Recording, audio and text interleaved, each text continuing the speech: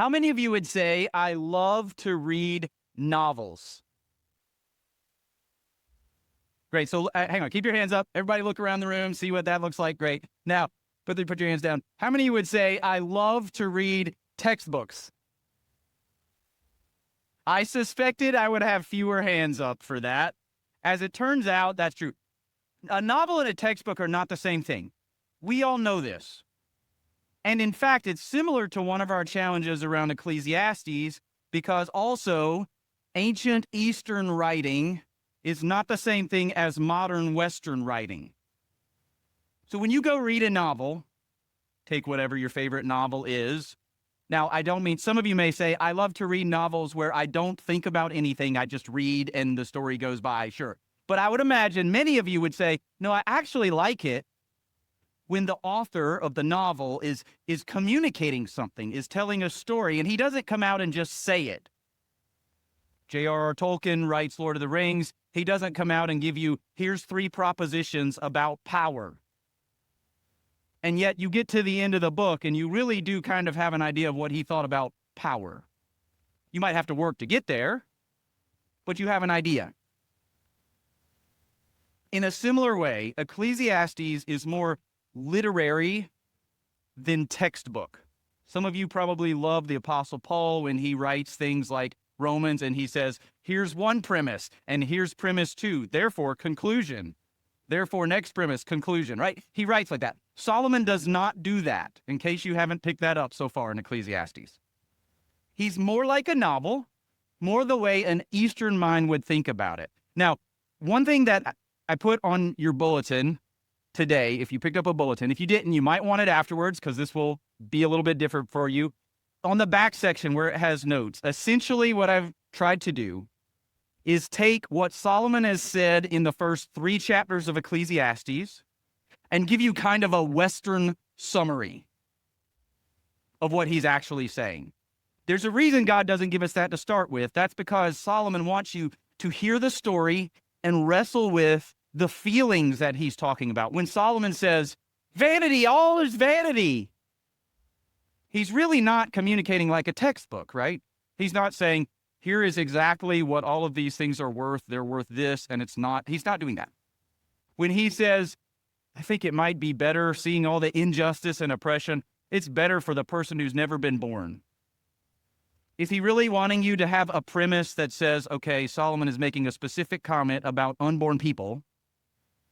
Or is he wanting you, like a novel, to feel the weight that says, this is hard? That's his real point. So I want to briefly, because it leads us into our section today, I'm going to talk through that Western summary a little bit. So if you have your bulletin, you could follow a little bit along there. If not, that's fine. Or if you want to get up and grab one, you can go get up and grab one too. That's okay.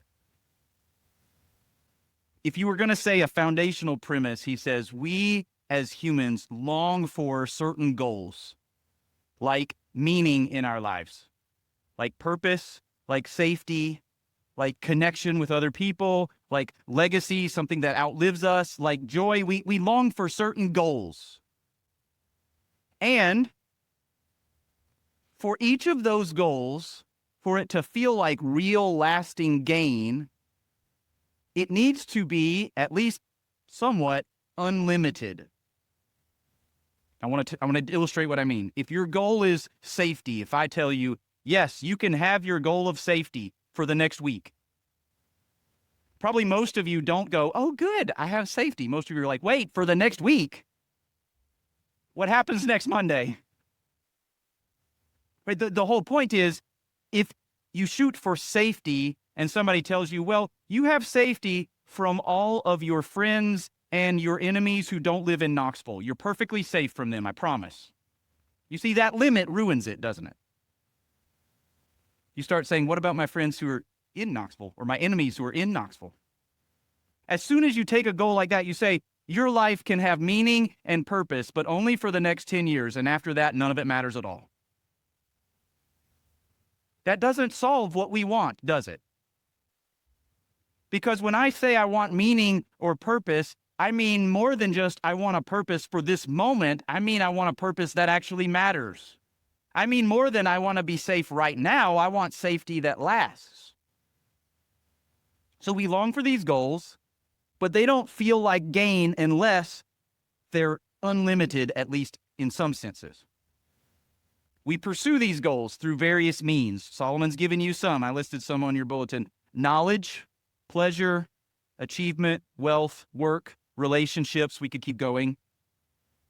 And you could take each one and put a goal with a means. So you could say, sometimes I pursue safety through knowledge. Sometimes I pursue safety through wealth. We call them savings accounts because we save to get them and also because we feel safe when we have them. We take these means and we pursue a certain kind of goal. Here's the problem Solomon brings up. All of those means, knowledge, joy, achievement, wealth, work, relationships, all of those means are limited. You go, I'm going to pursue it through knowledge. Well, nobody knows everything. And there might be something out there you don't know that really changes the way you view life. You say, I will pursue purpose in life by accumulating wealth so that I can get the things I want and have joy. I read an article, the headline was something like, even billionaires have things they can't buy. And he didn't mean like you can't buy happiness. It was like this, it was some interview with a billionaire who said, oh, I can't just go buy a $400 million yacht or something like that. There's a limit. All of our means are limited, but all of the goals we want need to be unlimited for us to find satisfaction and fulfillment in them. That's the problem Solomon keeps pointing at. So, what Ecclesiastes is doing is saying, if that's true, if you have goals that you in fact are too limited to guarantee that you get them, like meaning and purpose and safety, then instead, the problem isn't in the goals. He never said the goals were bad, which, by the way, if you haven't heard me say that, I want to make sure. Solomon doesn't say safety is a bad thing. He doesn't say that. He doesn't say meaning is a bad thing, purpose, or joy. In fact, he says the opposite. Joy is a wonderful thing. Pleasure is a wonderful thing. Solomon never says the goal is the problem. Solomon says there's a problem in the way we pursue the goal. And that is we have a fundamental, we just tend towards depending on ourselves to control the outcomes to make sure we get the goal. The goals are good. Even the means Solomon talks about, at least for the most part, arguably, through the book, are good means. Knowledge is a good thing. Achievement is a good thing. He praises good hard work. He says these are all good. The problem is, I want to use these means to get this goal, and I want to rely on myself to make sure I can get there. Which is what I have been saying when I use words like control. I want to control my life to make sure I am safe like this. I want to control my life to make sure it's lasting and meaningful. I am the final guarantee that that happens.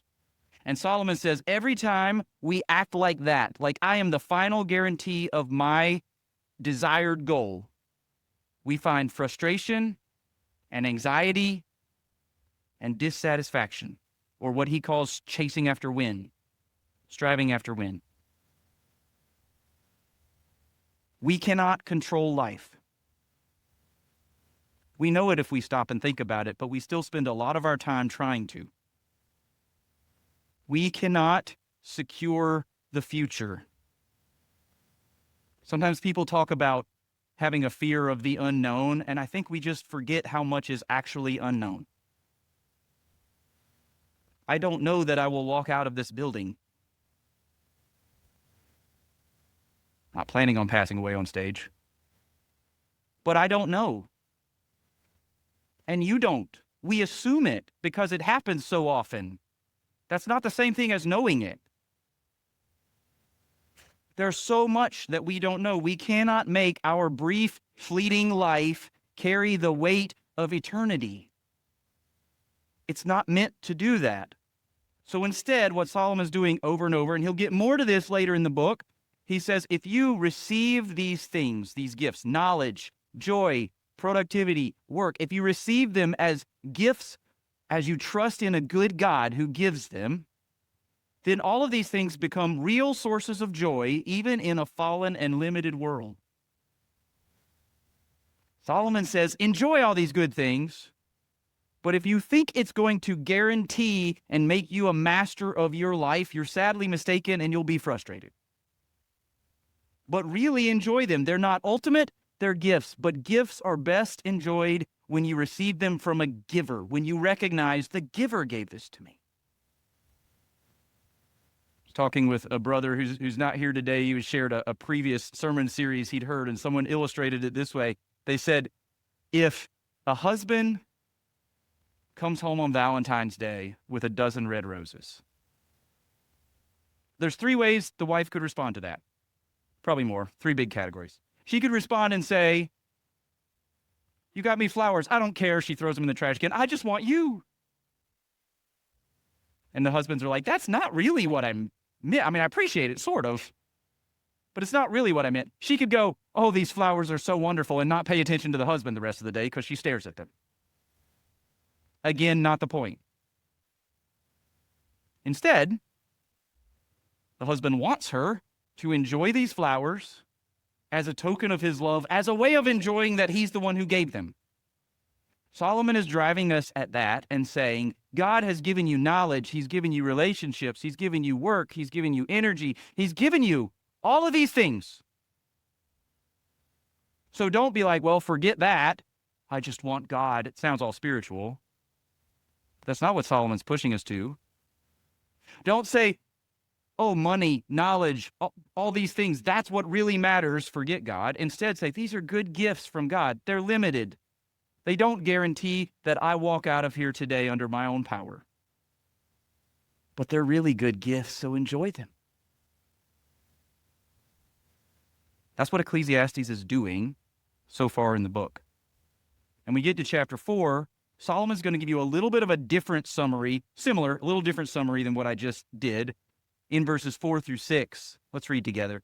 Then I saw that all toil and all skill in work come from a man's envy of his neighbor. This also is vanity and a striving after wind. The fool folds his hands and eats his own flesh. Better is a handful of quietness than 2 hands full of toil and a striving after wind. In those 3 verses, he is in some ways pointing back to a summary of what he's done so far. And he's going to remind us that control or self-trust in the way that we're pursuing these goals, trusting that I'm the ultimate guarantee, control and community are connected. Now, the first place he goes in verse 4 sounds a little weird to us. It can sound like, Solomon, are you saying all work is bad because it comes from envy? Is that how it works? That's what it sounds like, for sure. So we have to wrestle with that. Before we look at verse 4, though, let's look at 5 and 6, because I think it explains the context of what he's saying. Solomon is using this picture of a handful of something to represent your efforts and your control. So he uses it when he says you have the fool folds his hands and eats his own flesh. So the fool says, I'm not going to work to get any food.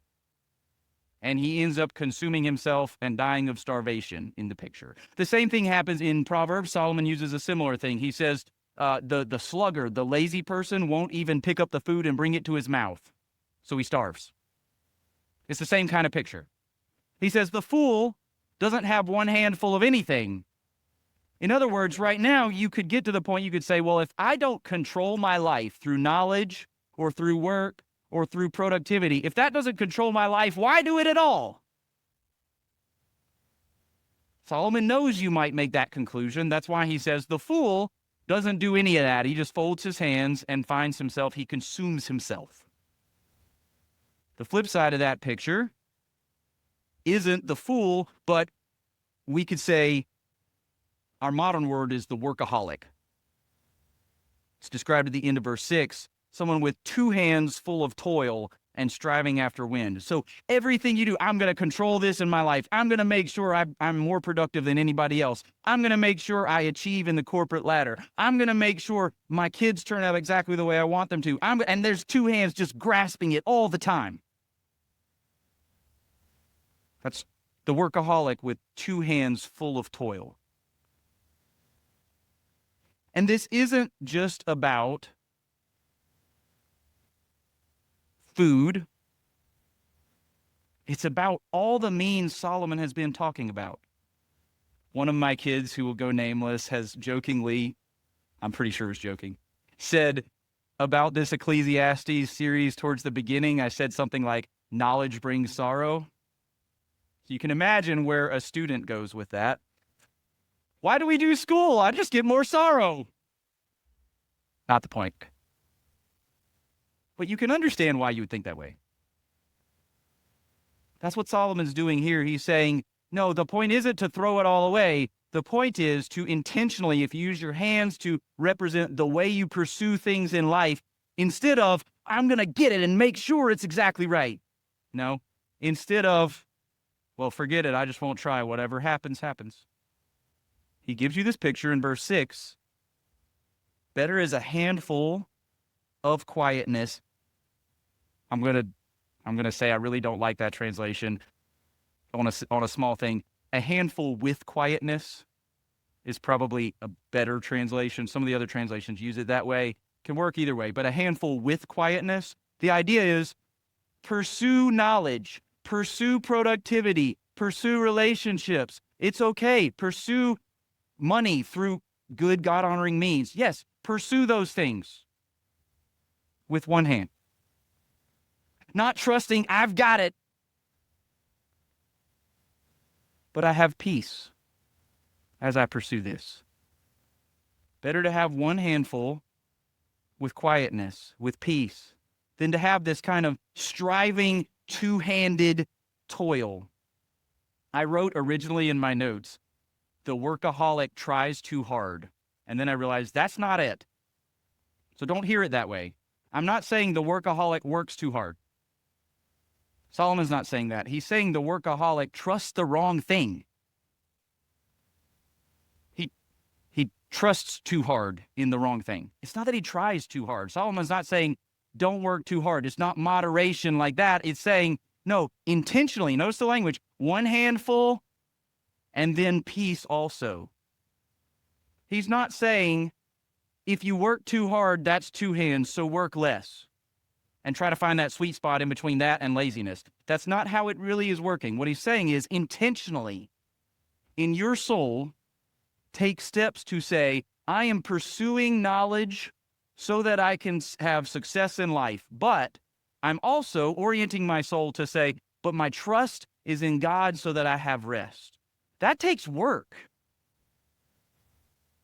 It doesn't just mean you work less. It means you intentionally bow yourself in trust before God. That's, by the way, why he does in verse 4 when he says, all toil and all skill. Admittedly, this is a hard verse to translate. Commentators go back and forth on a lot of things here.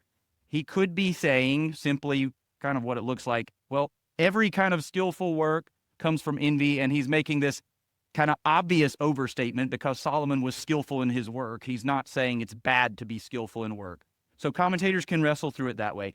I think with the context, and you can wrestle through this yourself, I think with the context, the best way to understand it is when he says all toil and forget the other word he uses in verse 4, all toil and skill, when he puts those together and then goes on to explain in the next, I think he's talking about this kind of two-handed striving. So every time we go, no, I'm going to get it and I'm going to figure it out, that comes from envy. I think instinctively we would know this if you have a workplace context and you have the guy who's just, he's driven. I am going to be the best person in this job. I'm going to make sure I get the highest promotion and I'm going to get it before this other guy, right?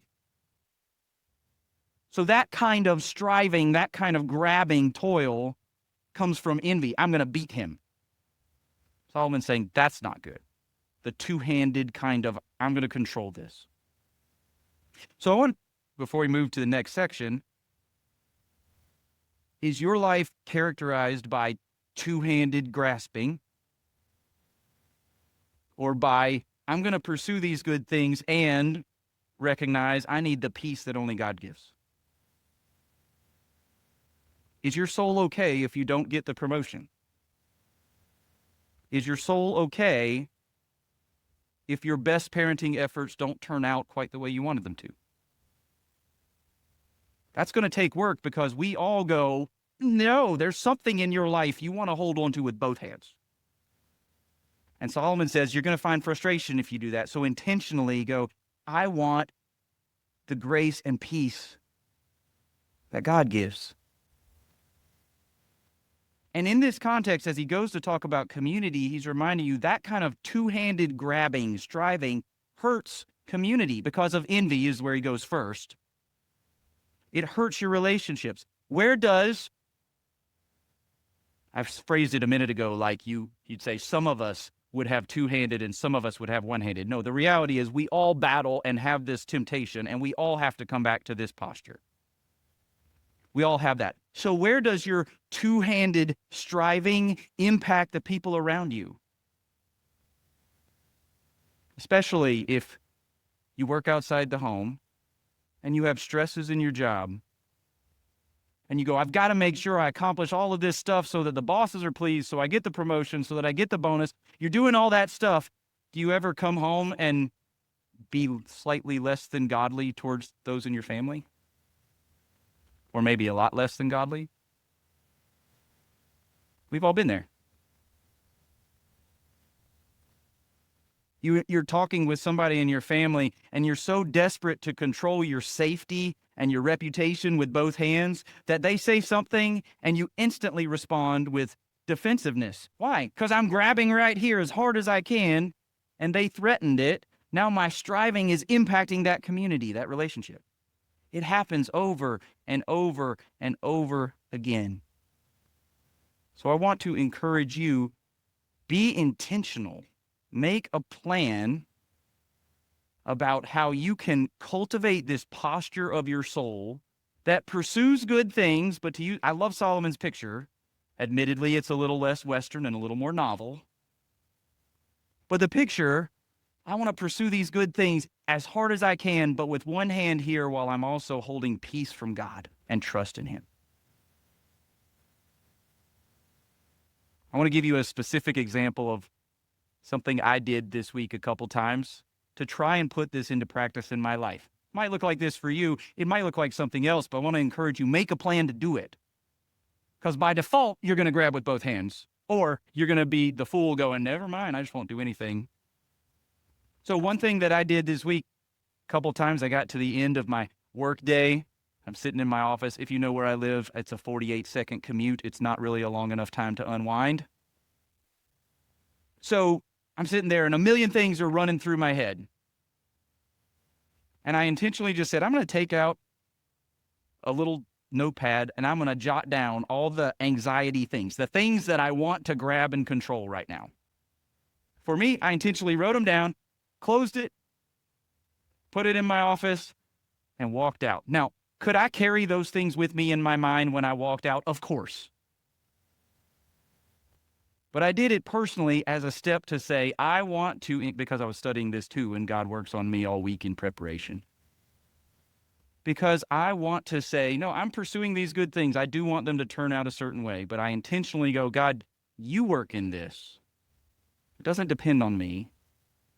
And I don't want my two-handed striving to come out in short-temperedness with my family when I get home, or distractedness. Preoccupation. You could do it like that. You could do it like a million other ways. But intentionally cultivate this posture that says it's not me controlling everything, but me pursuing good things and trusting God for those outcomes. So that thought that this two-handed striving breaks community, Solomon knows what we could do is say, all right, if I fight and claw to make sure I'm safe and productive and all these things, it's going to destroy community. Some of us might say, do I really care if it destroys community? Does community matter that much, or is it really just, no, I want the promotion even if it destroys community? I've got to make sure I'm in control of my life even if it hurts people. We might think that. So Solomon goes to praise relationships or community after this. You go to verse 7. Again, I saw vanity under the sun, one person who has no other, either son or brother, yet there is no end to all his toil, and his eyes are never satisfied with riches, so that he never asks, for whom am I toiling and depriving myself of pleasure? This also is a vanity and an unhappy business. He says, notice he doesn't just say if you have a son, but if you have a son or a brother. He's like, you have nobody that you are going to benefit from all this work. You're trying to make sure you get all this money. You say, wait, I'm not doing it for anybody. Community matters because it gives purpose. It's interesting. We could say this too, by the way, from Ephesians when he says, let him who stole steal no more. But instead, what? Let him work so that he has to give. The same principle, which is that work is most meaningful, it's best when it's pursued not for self, but for others. That's what Solomon is pointing to us here. He says, if you are only working so you can accumulate for yourself, that's not enough purpose and meaning to make work actually worth doing. Instead, he says, you can pursue it in a way that says, so in this example, if he has someone who's a son or who's a brother, he goes, I'm accumulating these things so that I can give to someone else. That makes it a more meaningful proposition for him. Community gives purpose for that work. When you say knowledge, I want to have more knowledge so that I can just know how to help people better. Maybe you say, I'm going to study in business. Or you have someone who's a medical doctor. I want to know more and more about medicine. Why? If it's only so you can make money, that's going to feel really empty. If it's because I want to help somebody.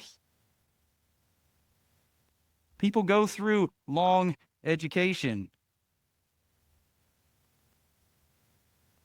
Someone like Elijah Parkhurst over there who just finished his law degree. Why did he do that? And I've talked with him enough to know I can say this. Not so he can make money, so he can help people. That's what he wants. That's what we should all want. That's what Solomon points to. He says, look, work is valuable if work is done for good reasons. If it's done out of this two-handed striving, no. So community, relationships give purpose, the ability to do good for others. Look at verse 9. Two are better than one because they have a good reward for their toil. Community gives better opportunities. You might say, I'm going to go start out and run a business on my own. Good, and that's perfectly wonderful. But what if it's too much work for one person? Then you say, I really need somebody else. So we have better reward for our toil. Community gives us opportunities to work together to find better results. Our two-handed striving tends to undermine community. I gave the example earlier. The guy who says, I am going to get the promotion at all costs. Is that your favorite coworker? No, it's never your favorite coworker. I would even go far enough. Now, I realize sometimes this might be hard to see, but I'd even say if you have two guys who think like that, it is not going to work out best for the company.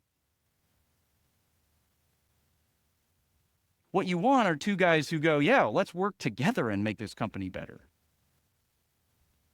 And maybe you get the promotion and maybe I get the promotion, but we're trying to honor God in what we're doing and work together for this good. It's better for everyone. That's Solomon's principle here. He says community gives you better opportunities. So in light of those two, I'd ask you two questions. The first one, why do you pursue the biggest achievements in your life? Is it for you or for others? And how are you helping others to find reward for their work? For whatever they pursue, how are you helping others to make it better? Because Solomon says that's what relationships are supposed to do. And he goes on then to give you even a deeper reason for why community is important in verse 10 through 12. For if they fall, two people, one will lift up his fellow, but woe to him who is alone when he falls and has not another to lift him up. Again, if two lie together, they keep warm, but how can one keep warm alone? And though a man might prevail against one who is alone, two will withstand him. A threefold cord is not quickly broken. Community gives safety. I think we don't feel this as much in a modern world as an agricultural world did. If you were going to go on a walk for 40 miles for a business proposition, you probably would say, I don't know if walking by myself is the best plan. Especially if you're taking with you, goods to sell or cash to buy with or something like that to barter.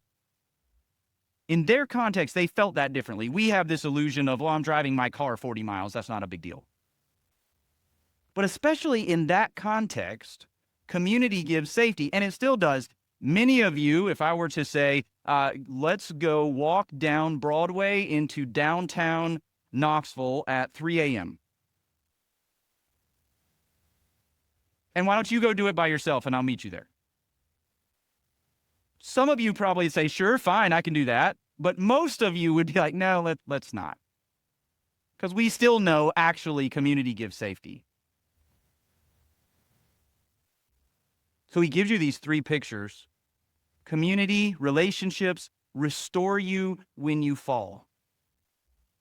Now that's literally, in his case, you fell in a ditch and somebody helped you up, sure. But we can say not only just literally, but metaphorically, when you fall into sin, when you fall into despair, when you fall through your mistakes, when you fall from hurting somebody else, is there somebody there who can pick you up? And yes, husbands and wives, you do that for each other, but you're not enough. You need more community than family. Community gives you safety. That means how much you value community depends on how confident you are that you won't fall. So somebody who says, I don't really need community, that just means you don't think you're ever going to need somebody to pick you up when you fall. And that's a pretty arrogant place to be. I know I need it. I know everybody I talk to needs it. You could fall in a lot of different ways. Relationships, community is part of how God says this is the protection for you when you fall. Not only does community restore you when you fall, it strengthens you when you're weak. Here's the picture. He says, how can, if one lies down, he's not going to keep warm. I'll read it the way he says. If two lie together, they keep warm, but how can one keep warm alone? Again, that may sound weird to us, but if you're walking outside and it's cold enough, as much as it would be awkward, if it's cold enough, we're going to huddle together for body heat. We know that, right? Why? Because my body is not strong enough. If it's cold outside and I'm stuck outside, my body is not strong enough to produce enough warmth to keep me alive. In other words, there is a limit. There is a weakness of a limit here. Community relationships strengthen you when you are weak. Sometimes you're weak and you say, this day has been really hard and I don't know if I can get up and put another foot in front of the other. I don't feel like I have enough emotional energy to handle the next step in front of me. That's a weakness. It's not a sin, by the way, to be limited. That just means you're human.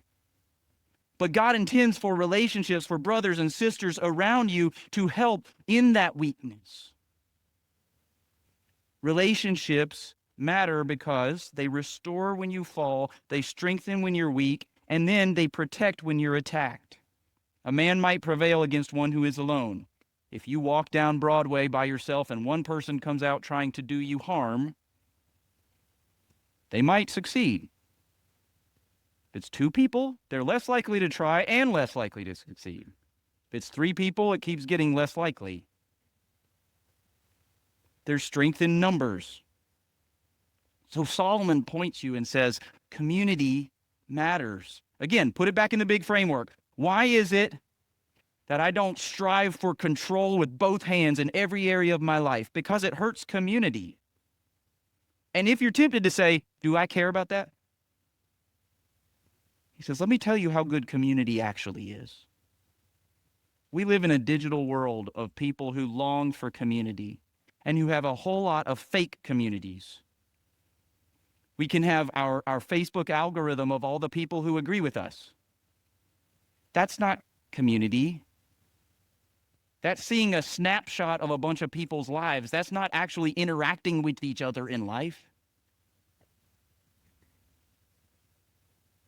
You can watch content creators. My kids and I like to watch Mark Rober sometimes, does engineering videos on YouTube. And you watch enough of those videos and it can almost feel like you know Mark Rober. But I don't. He doesn't know anything about me, and I only know what he puts out.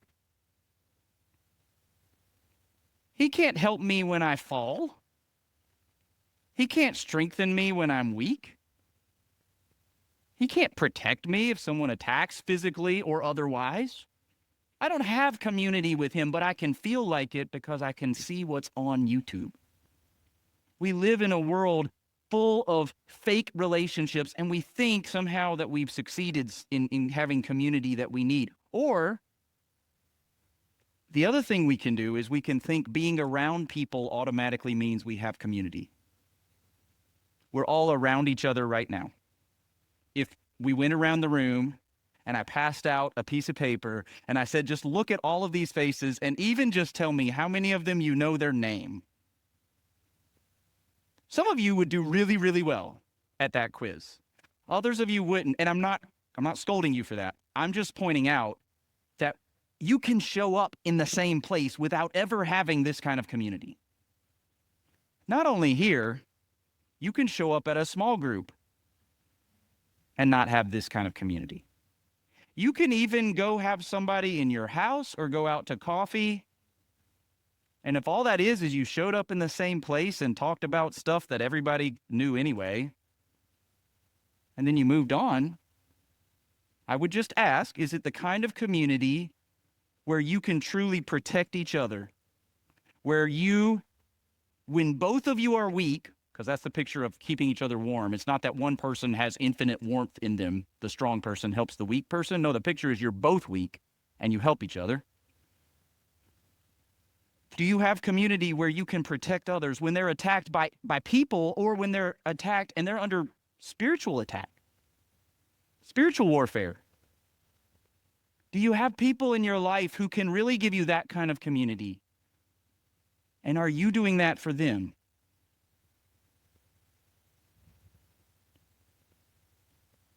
I want to encourage you to make a plan to cultivate that kind of community, not just to show up and be in the same place, although that's a good start.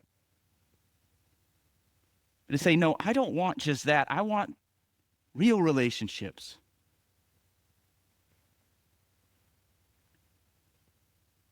If you're married, make that plan with your spouse, who should be the closest community in your life, sure. And maybe that's not true for you right now.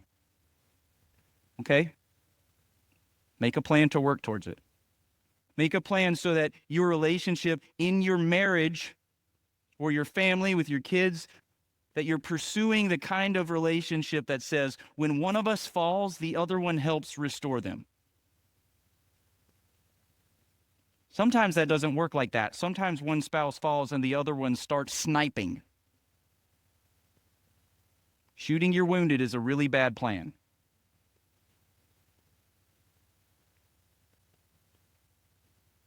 Make a plan with your spouse, with your family, to say, this community in my family is one where we strengthen each other when we're weak.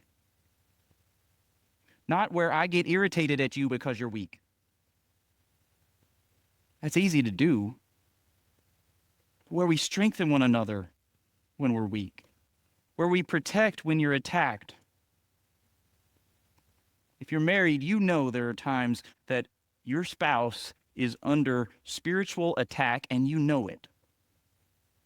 If you're a believer in Jesus, the Holy Spirit knows how to communicate those things. You know they're under attack. So how do you help?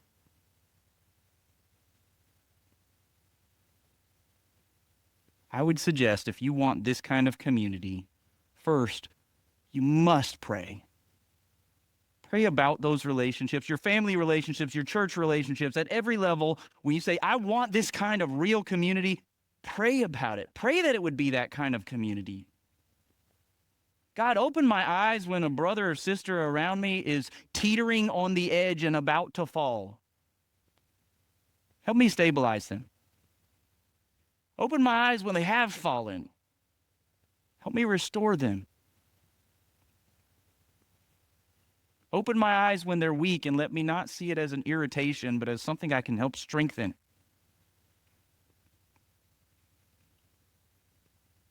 Open my eyes when they're attacked. God has to do those things. Because we're not just talking about random human relationships. We're talking about what Paul says in Ephesians, be eager to maintain the unity of the Spirit in the bond of peace. And God's Spirit has united us. You have relationships because we are in Jesus. Now, how do I live them out like this? Pray. Plan to pursue this kind of community with others. That means there's opportunities. Showing up's not enough, but there are opportunities to show up. One of the things that we do here is we intentionally have a spot between our Berean Bible Institute classes and our worship service time. 10 o'clock, there's a lot of people who walk around out in the lobby and talk, or sit in here and talk. You don't have to do it at that slot. But it is an opportunity to get in the same place as other people. There are things like small group, or like grace marriage, or things like Wednesday Bible studies. But it doesn't have to be formal things we put together. Some of the best community I know of in our church happens when a brother or sister talks to somebody else and says, hey, let's go eat lunch. Let's go have coffee. Come over to our house, eat dinner. All of those are opportunities. They're not enough by themselves. Being in the same place doesn't guarantee that you develop this kind of community. But not being ever in the same place does guarantee you won't. So come together, make a plan. Make a plan to connect with people in church times or outside of church activities. And then I want you to think about, how am I going to practically pursue deeper relationships when we do get together? Ask people questions. This sounds weird. I wrote it down this way and I thought that sounds weird, but I don't have a better way to say it. So I'm going to say it anyway, and you can just figure out how you want to word it if it's better. You say, I'm going to meet somebody for coffee.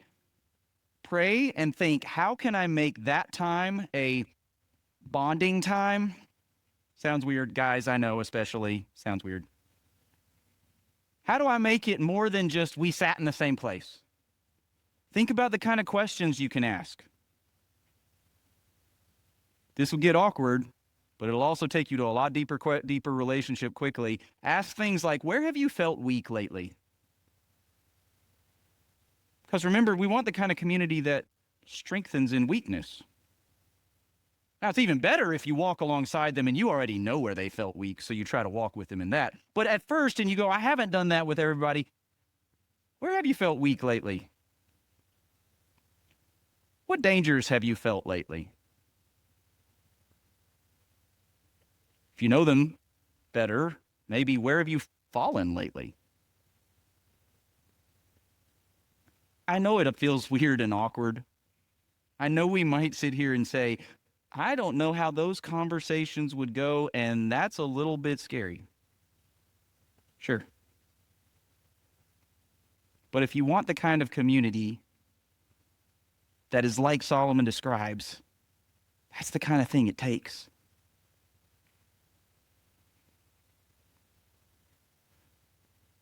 And in all this conversation, I want to conclude with this specific point. Don't just pursue community as an abstract. Pursue people, specific people. I hear a lot of people who come to church, not necessarily Berean, different churches, people who say, well, I've been at a church and I tried to find community and I just really didn't find it. And sometimes you can ask them, what did you do to try to find it? That's a wonderful question that sometimes is difficult. But I've kind of stopped asking that. I would just say, can you list some specific people you've tried to connect with? Because most of the time, we want community broadly out there, this thing that would feel good for us. But when we start going, no, I'm going to go to lunch with Joe, that feels different. So pray for specific people, pursue specific people. You say, I don't know who to pursue. That's okay. Ask God to show you. Try with somebody. And if you say, this just really didn't work that well after a couple of times, try with somebody else. The body is full of different people. We don't all have to be each other's best friends. But we do have to all be part of the body, building one another up in love. Ask God to show you how to pursue specific people and specific relationships, not just the idea of community. And by the way, this isn't just within age barriers. Got a front row of young people up here. I know, good to see you. A front row of young people up here who need some 65-year-old community. And I've got some 80-year-olds back there who need some 10-year-old community. Yes, it's wonderful when you have people within your stage and you can relate and all that. Sure, it's good. Pursue those. But pursue the kind of relationships where you strengthen each other when you're weak, you restore each other when you fall, and you protect each other when you're attacked. That's the kind of community that's worth it. That's the kind of community that says, I'm not going to try with both hands to govern my life. I'm going to say, God, you know exactly how to put me with people. So I trust you. I pursue good things. And I want to love the community, the people you have put me with. I'd encourage you, we're going to take a minute to respond in prayer. If God uses his word to point you to something, relationships, to peace, to specific ways that you can pursue that in your life, if God used his word to do that, I would encourage you, right now when you respond in prayer, try to come up with a specific way you can respond. I've listed some of them. You may have a million others. Don't let it be that you came in and said, yeah, that community sounds really good, and then you go out and just forget it. Ask God to show you specific ways you, this week, leading into this month, leading into summer, you can pursue those kinds of relationships. I would encourage you, John mentioned our Wednesday schedule. I would encourage you, one of the things we want to do on Wednesday nights, we'll do it about every other Wednesday through the summer. You'll see more details on that. We're going to have a time just to gather, to eat together, to pray and sing a little bit. And if you want to hang out and play games afterwards or hang out and talk afterwards, you can stay as long as you want to. It's a great opportunity to say we could get in the same place. How can we continue to grow real community with one another? So I invite you to respond to God in that, and then we'll sing together to close.